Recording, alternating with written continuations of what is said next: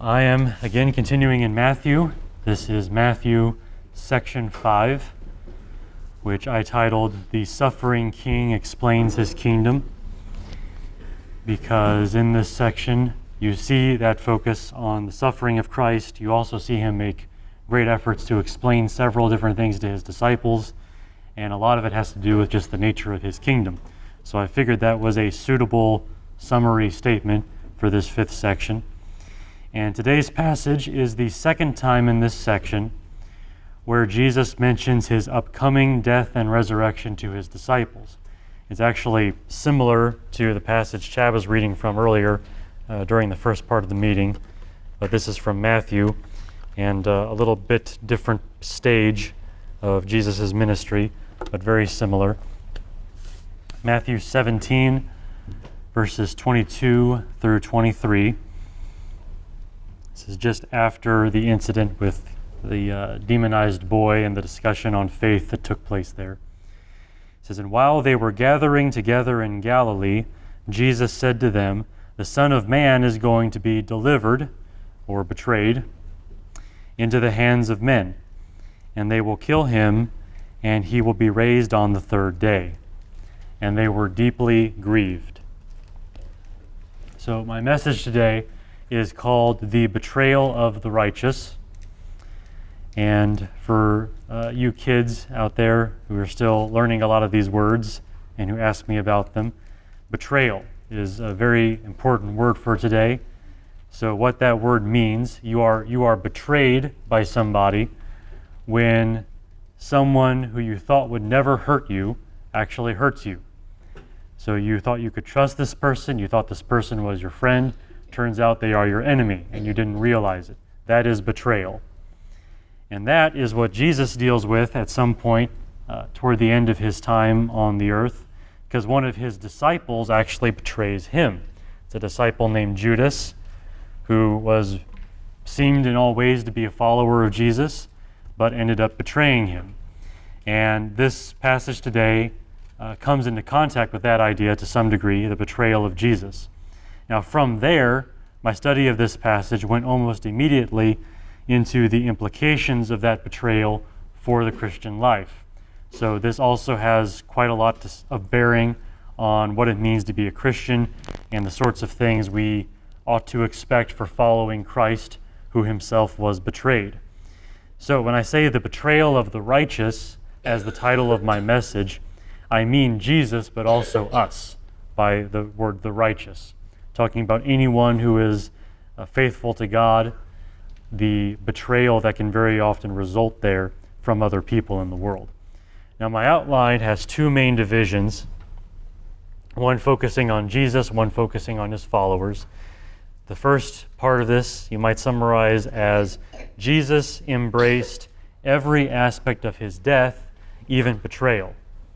So his full embrace of what God had planned for him as part of this great effort to work out salvation for mankind, including the betrayal that was worked by one of his own disciples.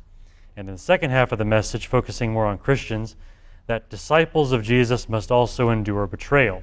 So I just want to take the same idea and apply it to those who are followers of Christ.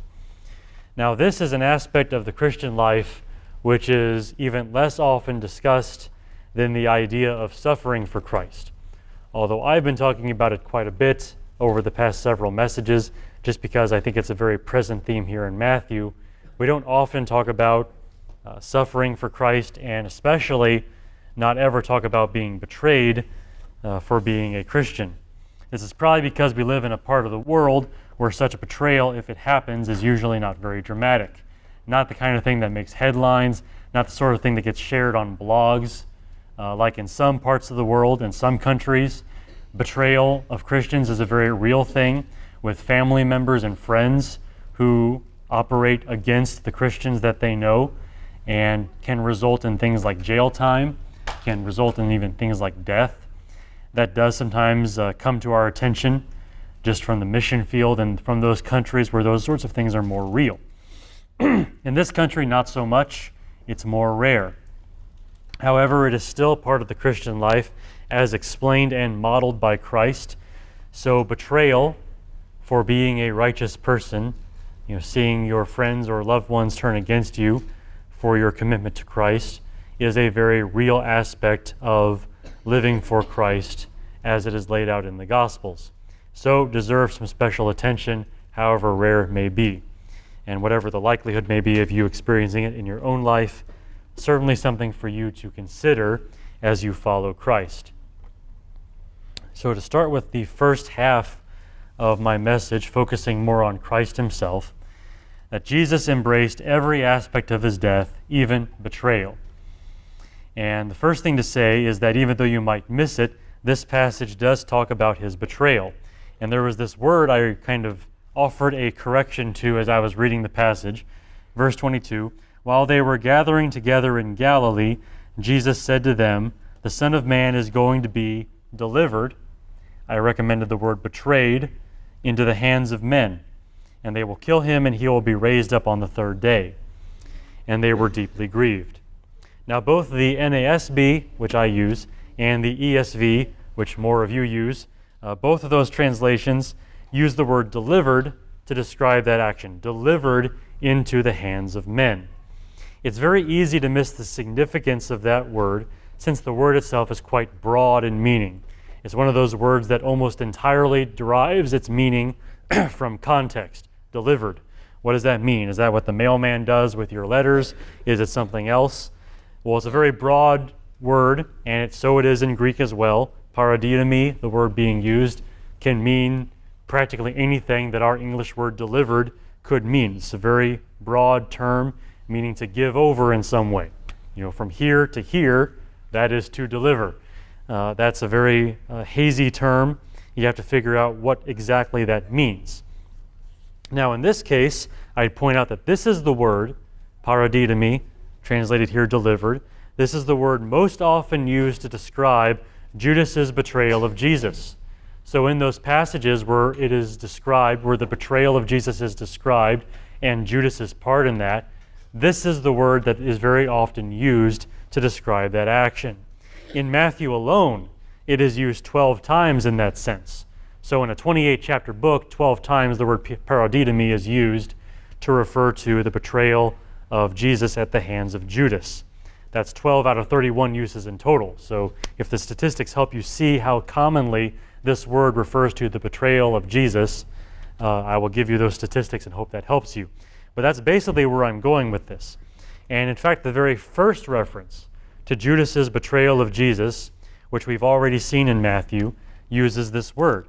If you back up to chapter 10, verse 4, they're kind of listing off the disciples here, and the list ends like this. It talks about Simon the Zealot and Judas Iscariot, the one who delivered him over, the one who betrayed him. It's the same word being used. So when Matthew first introduces the idea that Jesus is going to be betrayed by Judas, he uses this same word that he uses over in chapter 17. And if you need further argument, there is a very strong parallel between this passage in chapter 17 and the announcement made in chapter 26, where Jesus says more plainly that one of the disciples is going to betray him. Matthew 26, verse 21 through 22. This is at the Last Supper. It says, when evening came, Jesus was reclining at the table with the 12 disciples. As they were eating, he said, truly I say to you, one of you will betray me, deliver me over, paradidomi. Being deeply grieved, they each began to say to him, surely not I, Lord. Surely it's not going to be me. So in that passage, you see Jesus again announce this delivering over, paradidomi, this betrayal, and it's also followed by the disciples being deeply grieved, which is exactly the same thing that happens back in chapter 17, where Jesus announces this, and the result is they become deeply grieved.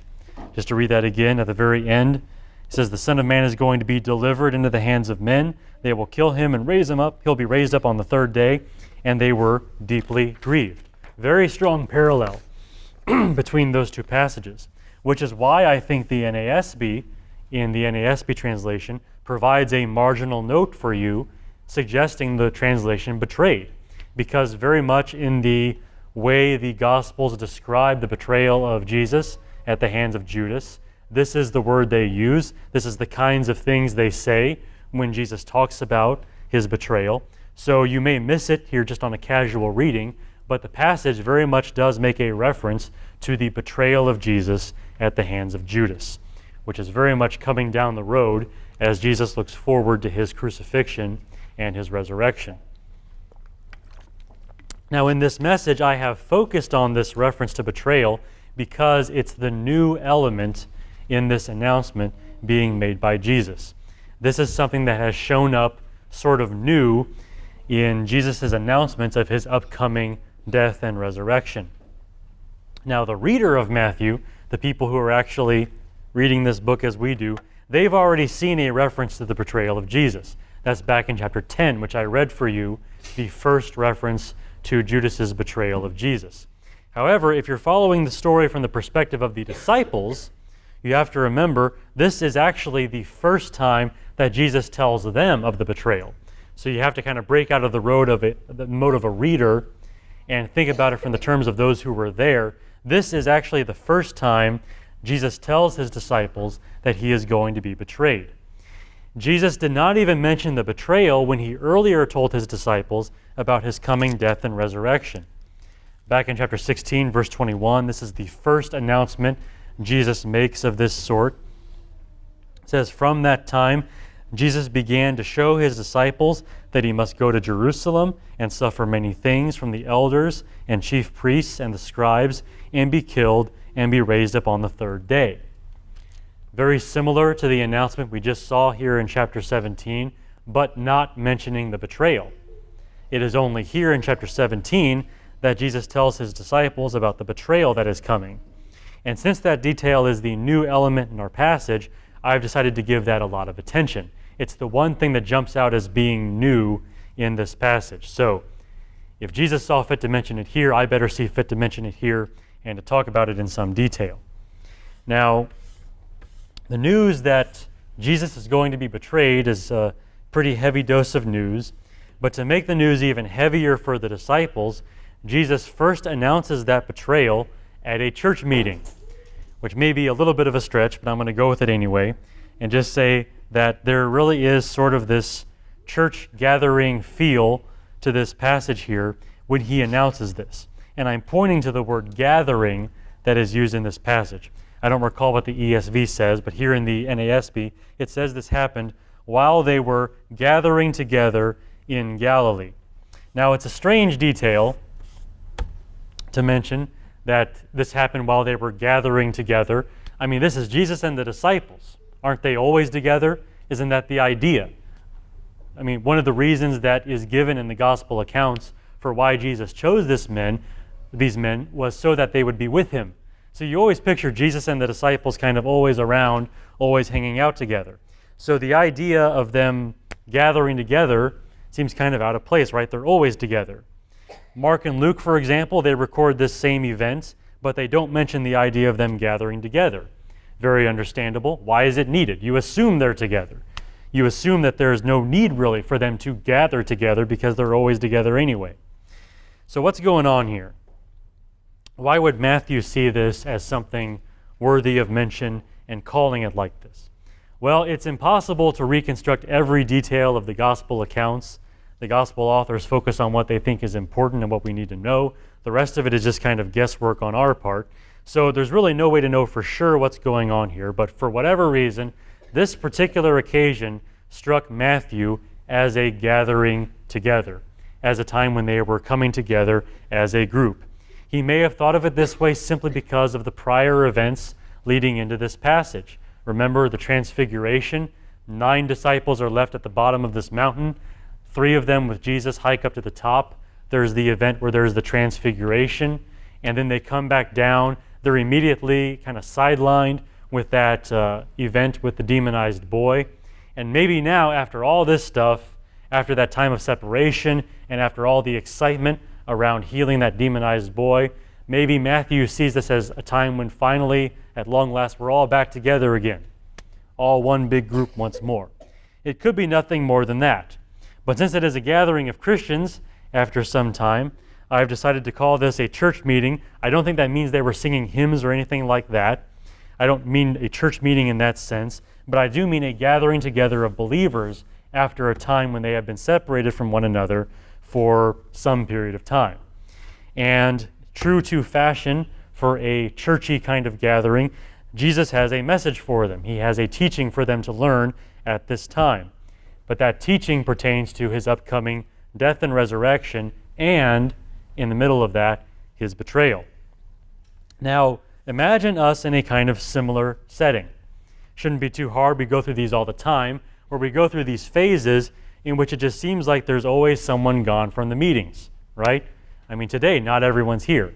And we've been trying to do this thing where we finally get another church picture taken. What's the holdup? We can't get everyone here long enough to make it happen. Last week, it was the same way. We go through these phases where it's just like, it's like someone's missing, someone's not here today. But then we finally get to the point where everyone's here again. No one's sick. No one's off taking a vacation. No one's visiting someone else. There's nothing hindering us. We're just together again as one church, all together, one big happy gathering.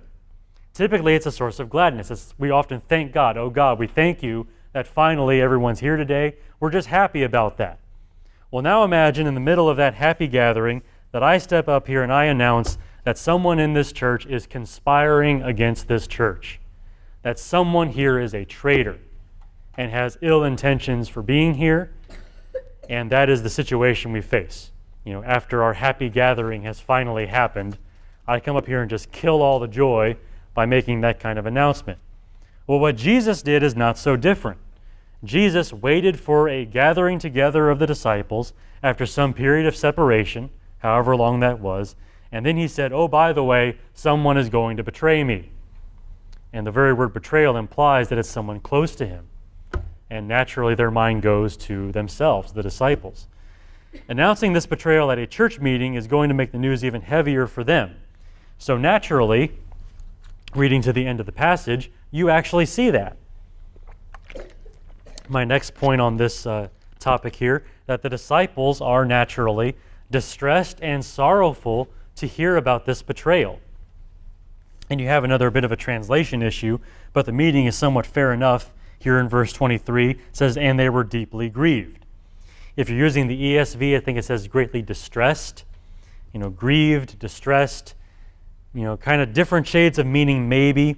If you remember what it says over in chapter 26, when Jesus discusses the betrayal at the Last Supper, the ESV says very sorrowful, kind of a different phrase, but it's actually the same Greek phrase, so we're dealing with the same set of words here.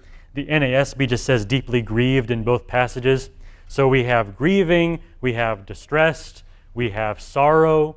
What is the actual idea being used here? What is the actual response of the disciples to this news? Well, it can refer to sorrow, the words being used, just sadness.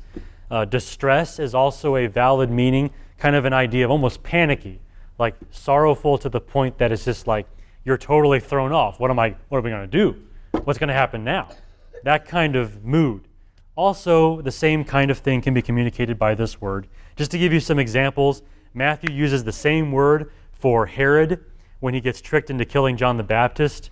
He doesn't want to kill him, but he was tricked into it by people conspiring against him, and it turned out that way, and he was grieved or distressed at that point. Well, that word is used to refer to that. Also, the rich young ruler, when he is told he needs to sell everything and give it to the poor and follow Jesus. And it says he went away sorrowful.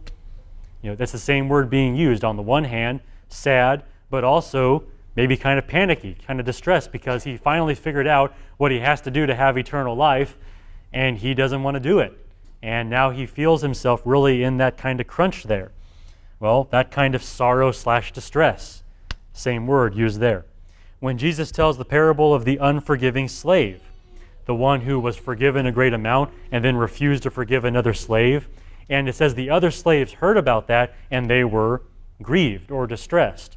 Well, on the one hand, sorrowful because one of their friends just got cruelly mistreated by someone that had no right to do so, but also maybe distressed just because, hey, if that happened to him, maybe to me. Same word used there in that passage. Also, probably the most important of these, Jesus in the Garden of Gethsemane, his mood in the garden as he approaches, he says his soul is, greatly grieved or whatever, however your translation says it, distressed. Same thing, definitely grieved at the thought of bearing the sin of men and the wrath of God for that, but also this kind of, don't leave me, guys, stay with me, stay awake, pray with me. He doesn't want to be alone. He doesn't want to be left to himself at that time. You can see the tone of distress even there. So this word, it's pretty much that kind of word. It's a sorrowful distress or a distressful sorrow, however you want to phrase that. It kind of covers the whole range there. And that is how the disciples react to this news of the betrayal of Jesus. They are distressed with sorrow, or they are sorrowed by the distress they feel, however you want to put it. It's possible they reacted that way out of love for Jesus. I'm sure they love him to some degree, that they understand who he is and how they ought to love him. I'm positive that is there. And maybe the thought of this man whom they love and are very devoted to is going to suffer that kind of thing is probably very grieving to them and very distressful. Maybe they reacted that way because it undermined what they thought the kingdom of God ought to be. I mean, this is the king, right? He's supposed to rule. He's supposed to rule all nations, finally going to exalt the people of God to their rightful place. And now this idea of betrayal, is that going to throw a wrench in those plans? Did I join the right club here when I started following this Jesus guy? Is this really the kingdom I want? Maybe that weighs into it. But whatever considerations they may have on their mind at this moment, you do see quite clearly later on in the Gospel of Matthew what they were thinking of when this topic of betrayal gets mentioned. And we already read that passage, and this is worthy of mention. It's probably the closest we can get to knowing with some kind of definitiveness what the disciples were actually thinking when they were so grieved and distressed by this news. And you see here in chapter 26 again, he says, "Truly I say to you that one of you will betray me." Being deeply grieved, they each began to say to him, "Surely not I, Lord. Surely it won't be me." You see here, what it is that makes them so distressed and so grieved, the prospect that they might actually be the betrayer. They might actually be the one responsible for this treason that's coming up. It's enough to make any Christian distressed and sorrowful, not only the betrayal of Jesus, but the possibility that it might be you. Imagine you were there, one of the disciples, could be you. You might be the one who's planning something terrible against this man that you yourself have come to call Lord. I mean, you might be the one who's on the road there to be this person who's going to be effecting this betrayal. Yes, so enough to cause sorrow and grief and distress and all those sorts of emotions. Amazingly, Jesus himself, whatever he is feeling at the moment, he actually has it held together. Jesus is unaffected enough to continue on his mission anyway, which is where I really wanted to get to this point of the message, to say this about Jesus, that he himself is not so affected by his upcoming betrayal that he has been turned aside from his course of action. He is maintaining his resolute desire to follow God's will no matter where it leads. It is praiseworthy, of course, that Jesus has decided to accept God's will by dying as a criminal at the hands of a city united against him in hatred. That's what he's going to face in Jerusalem. The whole city is going to be against him, chanting for his crucifixion, and Jesus has embraced that, and he has decided to keep moving toward Jerusalem, and he's going to face that because that is what God has for him to do. But now Jesus has another hard task to accept along with all that, and that is the greatest of all interpersonal pains, and that is the betrayal worked out by a loved one, by someone that he trusts, someone that he would call friend. That person is going to lift up his heel against him, to use another biblical way of speaking. Bear in mind, we know very little about the inner thoughts of Jesus. We know very little about what he knew and when he knew it, when he found out about these things. We don't know how long Jesus has known about this betrayal. We don't know how often this has been on his mind. Has he been carrying this weight the whole time? Has he known this since he was a little boy? Did he find out at some later point? Did God reveal this to him just recently? Maybe it's news to him as well at this point. Maybe it's new to him at this point. Has Jesus already accepted his fate so quickly at this point? We really don't know those things, We also don't know if Jesus himself knew who the betrayer was. We know that later on in the Gospels, he knows that it's Judas. He says things to that effect. But at this point, we don't know that he knows. So is he at this point, I mean, think about that. Is he treating all of the disciples with love equally, not really sure which one of them is going to end up betraying him? But is he continuing to show them love anyway? There's a lot here. There's a lot of what ifs, but however you go with it, there's a lot here that Jesus has to deal with in his own mind and come to grips with as he continues on this mission. And Jesus has done this. The betrayal is not a mere formality in the mind of Jesus. This is a struggle. This is another thing for him to overcome. Whether he's known about it for 5 years at this point or for 5 minutes at this point. Whatever it is, however it came to his mind, and whatever he knows about it, this is yet another thing for him to grapple with as he moves on down the road toward Jerusalem. And yet Jesus is still moving toward Jerusalem. As he tells them about his upcoming betrayal, it's all in the context of we're still going there. We are going toward my death. We are going toward my resurrection, which will follow my death. He's in Galilee by now. He's further south than they were. They were in Caesarea Philippi when he first made this announcement. They've traveled about 1/3 of the way to Jerusalem. And now they're in Galilee, and they're still moving. Jesus is still moving them forward, even though he knows this yet other thing, one more problem to face, one more terrible thing awaits him when he gets to Jerusalem. You see really that Jesus embraced every aspect of his death, even betrayal. Nothing about this was slowing him down. He was following through with the plan. He was following through with the gospel as he was writing the gospel by his actions, even though that included his own betrayal. Now that has implications, I think, for the life of the Christian, which is where I want to go next in the last half of my message. Disciples of Jesus must also endure betrayal. In this way, the betrayal of Jesus is not just part of his plan to work out our salvation, it is part of his plan to model a life for us. And that life that he models for us can very much indeed include the betrayal worked by loved ones, just as it was for him.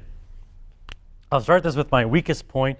It's something I noticed as I was studying, so I wanted to fit it in here, but I'll put it first and get it out of the way so we can move on to other things.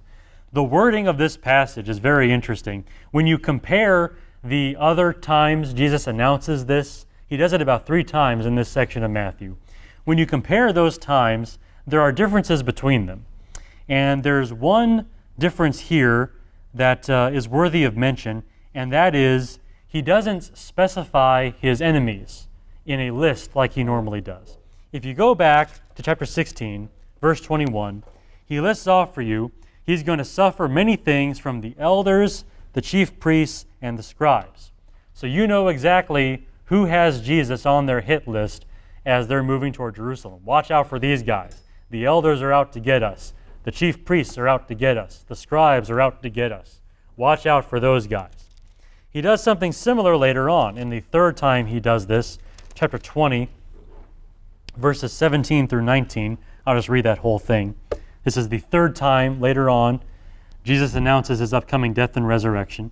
It says, as he was about to go up to Jerusalem, he took the 12 disciples aside by themselves, and on the way he said to them, behold, we are going up to Jerusalem, and the Son of Man will be delivered, same word again, to the chief priests and the scribes, and they will condemn him to death, and will hand him over to the Gentiles, to mock and scourge him and crucify him, and on the 3rd day he'll be raised up.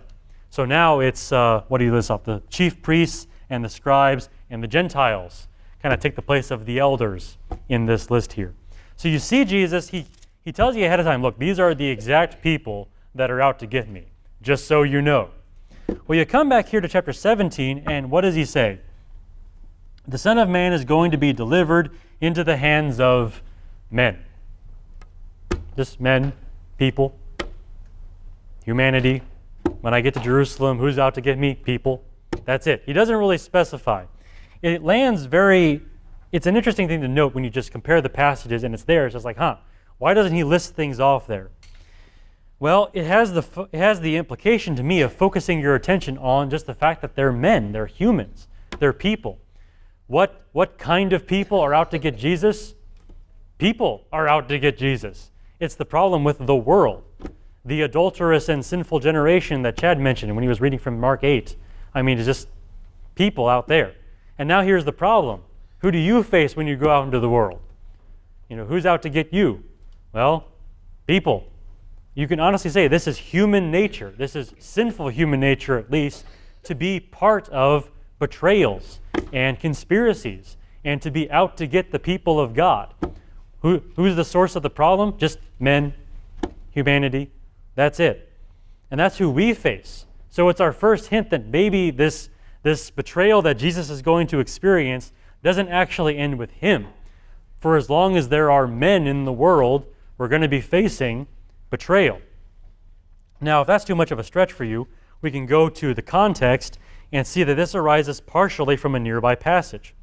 I keep coming back to the way Jesus begins this section, the way he connects in his own mind, his own suffering and death with what his disciples will endure. This is again very similar to what Chad was reading from Mark 8, but I'll just read it from Matthew, chapter 16, verse 21. From that time, Jesus began to show his disciples that he must go to Jerusalem and suffer many things from the elders and chief priests and scribes, and be killed, and be raised up on the third day. Peter took him aside and began to rebuke him, saying, God forbid it, Lord, this shall never happen to you. But he turned to Peter and said, Get behind me, Satan. You are a stumbling block to me, for you are not setting your mind on God's interests, but man's. Then Jesus said to his disciples, If anyone wishes to come after me, he must deny himself, take up his cross, and follow me. Or to use our parlance, sit in the electric chair, get strapped down to the lethal injection table, and follow me. Not easy to follow when you're strapped down, but that's basically the idea. Execution, mode of execution, you're going to share in that. For whoever wishes to save his life will lose it, but whoever loses his life for my sake will find it. For what will it profit a man if he gains the whole world and forfeits his life? Or what will a man give in exchange for his life? So you see very much, Jesus makes this connection here. The very first time he explains his upcoming death and resurrection, he goes straight from that into saying, hey, you guys are facing the same thing. Everything I'm going to do, you guys are going to follow me in that. That's what it means to be a disciple. And now, to the list of the things that he's already told them, Jesus now adds something else to the list, betrayal. So the implication is, well, I guess we're set up for that now too. I guess now we're facing treason from loved ones as part of following Christ. Has that been added to the list as well, Jesus? Well, it sounds like it. And if you have further doubts, we can go further back in Matthew and show you something else. Jesus has already been including this in the list of things that he's been telling his disciples about their future. If you go back to Matthew 10, you'll see this, which actually, this is again the time when Matthew first lets you know that Jesus is going to be betrayed. He talks about Judas as the betrayer. Then Jesus goes into this whole message toward his disciples about things they can expect to endure, and among them is betrayal by loved ones, or loved ones turning their backs on them. You go to chapter 10, verse 21. What does he say? Brother will betray brother to death, and a father his child, and children will rise up against parents and cause them to be put to death. You'll be hated by all because of my name, but it is the one who has endured to the end who will be saved. So betrayal from family members, parents, children, doesn't matter. And yes, that word there for betray is the same word used by Jesus when he tells his disciples that someone's going to betray him. Paradidomi. So it's the same topic. You go further on in that same passage, chapter 10, verse 34, read through 39, actually. Do not think that I came to bring peace on the earth. I did not come to bring peace, but a sword. For I came to set a man against his father, and a daughter against her mother, and a daughter-in-law against her mother-in-law. And a man's enemies will be the members of his household, the people you should trust, the people that would never, ever hurt you. They're the ones out to get you if you become a disciple. He who loves father or mother more than me is not worthy of me, and he who loves son or daughter more than me is not worthy of me. And he who does not take up his cross and follow me is not worthy of me. He who has found his life will lose it, and he who has lost his life for my sake will find it. Does that sound familiar? That passage ends with the same teaching that Jesus gives later after he announced his own death in chapter 16. There is a link here between Jesus' death, those things being a model for the disciples, those things reaching back to even what he said back in chapter 10 about betrayals being there and loved ones turning against you and loved ones hurting you. It's all one thing in Jesus' mind. In the mind of Jesus, the way of the cross very much includes betrayal, worked out by loved ones, friends, and family. To him, it's all one big piece. Now, Jesus makes such betrayal all the more certain, of course, by his own example. The fact that he himself, the man we call Lord, actually was betrayed by one of his own disciples, by Judas. Now, I want to go a specific way with this. It's not just the fact that the man we follow was betrayed, and therefore we can expect something similar. I want to focus on something else about Jesus, and I want you to humor me here. Let's go a little further to Matthew chapter 27. This is what Judas says after he has betrayed Jesus, and after it's all rolling and cannot be stopped, and Jesus is on his way to die. This is what Judas says. Matthew 27, verse 3. See here. Then when Judas, who had betrayed him, saw that Jesus had been condemned, he felt remorse and returned the 30 pieces of silver to the chief priests and the elders, saying, I have sinned by betraying innocent blood. But they said, what is that to us? See to that yourself. And he threw the pieces of silver into the temple sanctuary and departed, and he went away and hanged himself. So he ended his own life there out of the guilt for what he had done. Now, interesting note there. I have sinned by betraying innocent blood. Ironically, one of the greatest testimonies to the sinlessness of Jesus that we have on record, that even the man that betrayed him said, look, this is wrong. I did something terrible here. This man did nothing wrong to deserve this. I have sinned by betraying innocent blood. Jesus was a man so innocent that even his own betrayer would insist upon the innocence of Jesus. The one man who had every reason to sit there and find something to accuse Jesus, some wrongdoing to justify what he had done to him. He can't think of anything. In all the time this man knew Jesus, he never once knew him to do any wrong. Now, knowing that, Jesus was still condemned to death. He was still betrayed by somebody who was working out his own plan for whatever reason, still handed over to die, still executed. Now, that is a man so innocent that even his own betrayer will not insist upon his guilt, that even at his own trial they couldn't find anything against him. Now, how are you doing in terms of your own life? You see, the problem we have is, unlike Jesus, there are things about us people can find about us they don't like. Times where we have wronged people, where we've honestly not done right by them. Where our righteousness is only partial. Where our friends and family members can think back to the time we did that terrible thing and mistreated them some way. I mean, there are people that if they wanted to compile a list against us, they could do it. They could do that against me, they could do that against you. So if a man who's innocent still gets betrayed and handed over to death, what hope do we have when we have actually angered people and grieved people and maybe created vendettas against us? We can and have done that.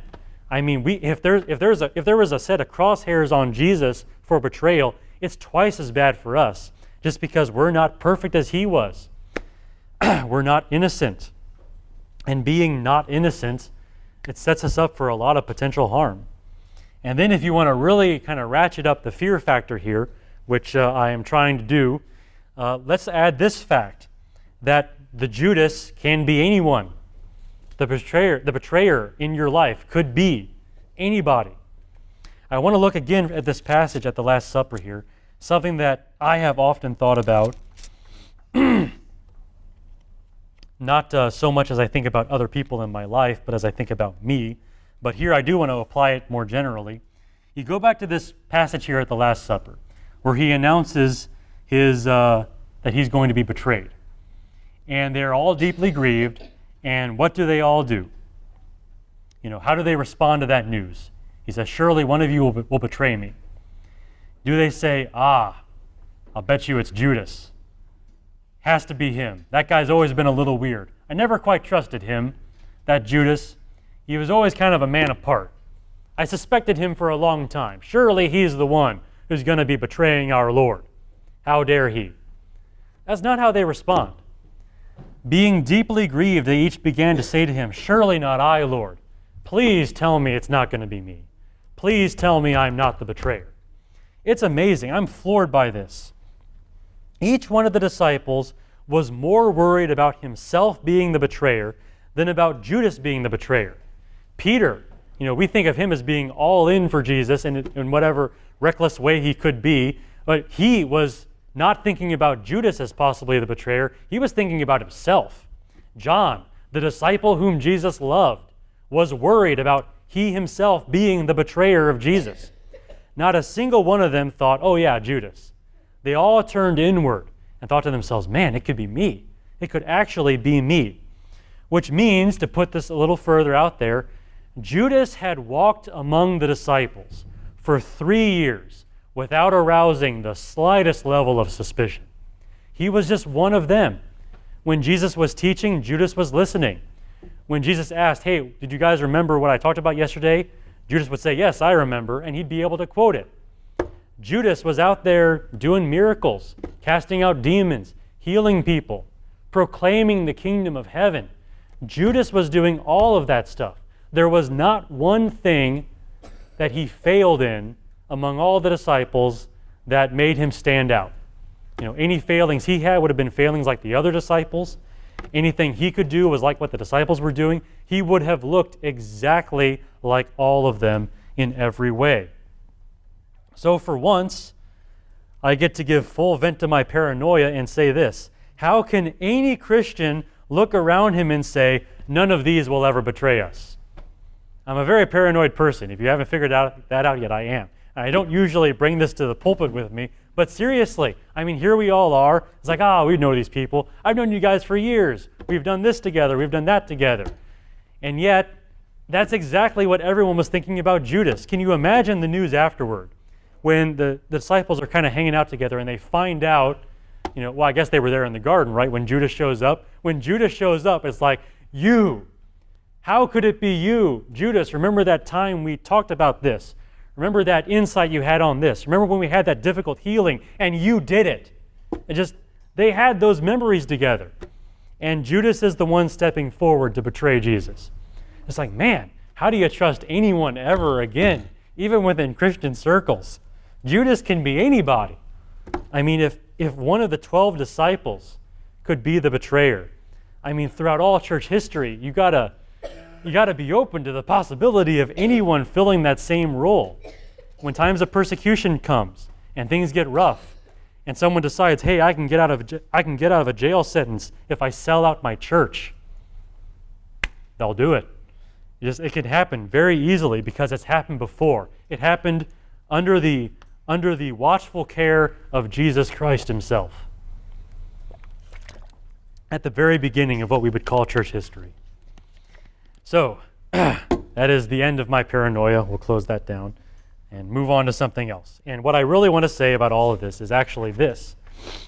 In spite of such threats, in spite of everything I just said, disciples can still take courage from the example of Jesus. This is the advantage of having Jesus as our model. You might say, it's a bunch of disadvantages because we got to go through betrayal. We got to go through suffering. We got to go through death. It's like, is there any good news? Yes, there's good news. The fact that Jesus overcame all of these things with the confidence of faith. Jesus walked that road. He walked it to the fullest, and he had victory. We can take courage from that. If Jesus is our example of the righteous being betrayed, he's also our example of maintaining that righteousness in spite of betrayal, of standing strong for God regardless of what's coming at you. Even if it's the betrayal of a loved one, It is still possible to stand for righteousness, and we know that because Jesus has already done so. He's already conquered that battle. How can you keep pressing forward, knowing that such trials are ahead of you? You know these hardships are coming, just a matter of time, and who knows, maybe there is the treason of a loved one in your future. How can you face that? How can you keep loving everyone in your church when one of them might be a Judas? How do you do that? How does that work? Well, you can do that because Jesus did that. Jesus loved Judas for all those years in the same way that he loved the other disciples.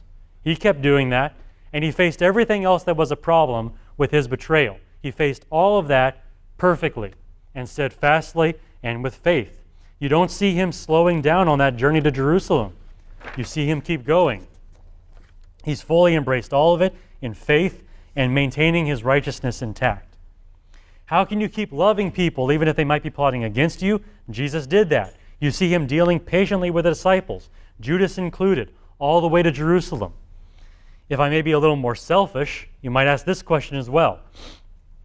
How can my name be vindicated if even my family and friends turn against me, right? I mean, think about that. You care a lot about your reputation, whether you ought to or not. Maybe you care about it too much. But the fact of the matter is, we care about what other people say about us. Now, you expect your enemies to say bad things about you, right? Okay, they're your enemies. And no one takes that too seriously because they're your enemies. But what if your loved ones come out against you and say, hey, this person, he needs to go. There's something wrong with him. We got to do something about him. Someone you trusted, someone you thought loved you, someone who would never speak against you. I mean, that's going to cause a total stain on how people view you. If even someone that was right there in your inner circle, that person turned against you. I mean, that leaves a blight on someone's character. Well, what do you do with that? I mean, what happens when you face that situation? Well, I would have you remember, Jesus was vindicated. All of history has vindicated Jesus. There is not a single person in the world that has ever sided with Judas against Jesus. I mean, when we read the gospel accounts, it's like, man, Judas, that guy's way out of line. Jesus didn't do anything deserving that. History has vindicated Jesus totally. And of course, God has vindicated him as well by raising him up from the dead. And that's the man we're following. So if your reputation is a concern to you, and what happens if someone has actually stabbed you in the back that way and given the world a reason to think that you might be, a worse person than you really are, or maybe up to no good? Well, God can vindicate you from those charges if you continue trusting him and maintain your integrity in spite of those things, just as Jesus did. If disciples of Jesus must endure betrayal, then disciples can also take courage from the example of Jesus in spite of all those threats, because he mastered all of those things. He conquered all of them just as he conquered death itself. It's all one thing. I mentioned that earlier, that in Jesus' mind it's all one thing. Well, it's still all one thing. Yeah, we go through the suffering, we go through the difficulties of it, but we also get his victory. We follow him carrying our cross to his same triumph. That includes triumph against betrayal and anything of the sort. Okay, so here at the end, I wanted to do one more thing before I launch into my summary of this message here. I just wanted to remind ourselves of the proud tradition that is ours, of the righteous being betrayed by the wicked. I have focused entirely on Christ at this point for obvious reasons, but let's not forget that Jesus himself came at the end of a long line of righteous people who had knives stuck in their back by people that they trusted. Cain, nearly the very beginning of human history. Some of the initial sins of mankind. So Cain invites his brother Abel to go out into the field one day, go for a walk, talk about things brother to brother, and then he kills his brother. Abel had no idea, most likely. I mean, betrayal was a new thing. There was no betrayal. That was the first one. There was no betrayal at that point. So Abel's just out there, yeah, okay, let's talk. Oh, dead. Very beginning of human history. Then how about in the time of Moses, Aaron and Miriam, Moses' brother and sister, right? There was that time when they kind of came against him as like, well, you shouldn't be exalting yourself so much. And what about that woman you married? I mean, just these are supposed to be Moses' team and their family as well. But they're also kind of his team there in helping lead all these people. And now they're speaking against him. He has to deal with this whole nation of people speaking against him over and over again. And now who joins in? His family joins in. Now they're kind of with the enemies. And God has to intervene against them for Moses' sake.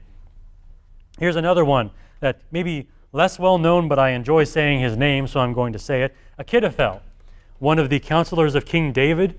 Remember that incident where David's son, Absalom, kind of has that little revolt for a while, and David has to leave Jerusalem? Who was one of David's trusted counselors? Achitophel, one of his right-hand men in his court to give him good advice. Who stayed behind and joined Absalom? Achitophel. Who started conniving with Absalom to make sure the kingdom stayed Absalom's forever? Achitophel, right there, just totally turned his back on David. Terrible thing. And then you have among the prophets, you have another one, Jeremiah, right? Jeremiah, man, we call that guy the weeping prophet. It's kind of a sissy name to give a prophet, but I mean, he earned it because he was crying a lot. He had a lot to cry about. This guy, you go to chapter 11 of his book, you don't have to go there if you don't want to. First of all, this guy's hometown conspired against him. Home sweet home, right? Jeremiah 11, chapter 21. I see this reference here. Therefore, thus says the Lord concerning the men of Anathoth. That's where Jeremiah was from. The men of Anathoth who seek your life, saying, do not prophesy in the name of the Lord, so that you will not die at our hand. So here are his neighbors, the people he grew up around, the kids he played with in the street growing up. They come to him and say, look, you better not say one more word in the name of God, or we will kill you. Well, that's pretty harsh, but surely his family is still with him, right? I mean, surely his family didn't join in that at all. Well, read a little further, chapter 12, verse 6. For even your brothers and the household of your father, even they have dealt treacherously with you. Even they have cried aloud after you. Do not believe them, even though they may say nice things to you. So your family, Jeremiah, they're coming to you with flattering speech, saying nice things. Don't believe a word of it. They're out to get you, just like your whole hometown is. Isn't it great being a prophet? That's the tradition of the righteous. I mean, from Abel on through all of Old Testament history to Jesus Christ himself, betrayal, betrayal, betrayal. Wicked people just cannot stand the righteous, and they want to see them dead and gone. They want to kick them when they're down. They want to do all of that. Jesus was the greatest example of that. He comes at the tail end of that, and he is the pinnacle example of the righteous suffering under betrayal. He embraced every aspect of his death, including that betrayal. And just to review my points here, just to kind of get it all out here at the end, just to remind you of the things I've said. You see this announcement here in chapter 17 that he'll be betrayed. And I talked about, it's translated delivered very often, but it's a betrayal. The way that word gets used, it's very much a reference to the betrayal worked by Judas Iscariot. I focused on this reference to the betrayal in this sermon because it's the new element that Jesus brings forth. Jesus has never told his disciples this before, not even when he's announced his death to them. This is a new thing. So it's very much worthy of attention as we study this passage. Thirdly, to make that news even heavier, Jesus announces that at a gathering of disciples, a church meeting I called it, where everyone's there enjoying one another's company again, and then, hey, guess what? Betrayal is on the horizon. And then, of course, that makes the disciples very sorrowful and very distressed, primarily, at least as it develops later on, primarily over the possibility that they were going to be the betrayers, that one of them might actually be the traitor in the midst, and how terrible a thing that was for them to consider. But through all of that and through all this terrible stuff, Jesus, unaffected enough to continue his mission anyway. And in that way, he becomes a model for us in his determination, in his faith. We too have been brought into this tradition. We're right there alongside Abel and Moses and David and Jeremiah and even Christ himself. Not only in the fact that betrayal is a very likely thing for a Christian to endure, but the victory we're going to have over that if we maintain steadfastness. Jesus was betrayed into the hands of men, I said. He uses that very generic term. And of course, we face men as we go out into the world. People are our greatest problem, and we're going to face a whole lot of them as we live out our lives. And any one of them could be conspiring against us. Also, I just showed you some connections with Matthew 16 and Matthew 10, showing you how Jesus weaves all this together with his suffering and his death. The idea of his betrayal is a part of that. All of that is a model for us, even including the betrayal. We've seen references to this stuff in other parts of this gospel. So yes, it all is one thing, and all very much indicative of what the Christian life is going to be like. Our betrayal all the more certain just because we're not as innocent as Jesus was. Jesus being innocent blood, still being betrayed. I mean, if he had no chance, what chance do we have? We actually do anger people and grieve people and wrong people from time to time. And so we sort of bring it upon ourselves if we get betrayed at some point. So it's all the more certain for us if it happens to us. And then one more point on the bad side of things, just that Judas could be anyone. Judas blended in perfectly well among the disciples here in this church. I mean, we all look like we're going the same direction here, but Judas was the same way, and it's that way in any church. You just never know where the treason lies. It can actually lie anywhere. Judas is proof of that. However, none of that is the final word, because none of that was the final word for Jesus. Yes, Jesus endured betrayal, but he overcame that. I mean, he had victory. God vindicated him. History has vindicated him, and we continue his work. And in the same way, we might be facing betrayals, but God is with us. We maintain our righteousness just as Christ did. God will continue to be with us. And in time to come, the word will spread anyway. In spite of however many times the righteous get betrayed, the kingdom will prosper, Christ will return, and all will be set right. There is victory here. We can take courage from that. We can take courage from the example of Jesus, who lived out these exact same things in the same hope that we are to have, in spite of all that is leveled against us by the world. Okay, that is the extent of what I had to say in this particular message. Is there anything that anyone wanted to ask or comment on in any of these things?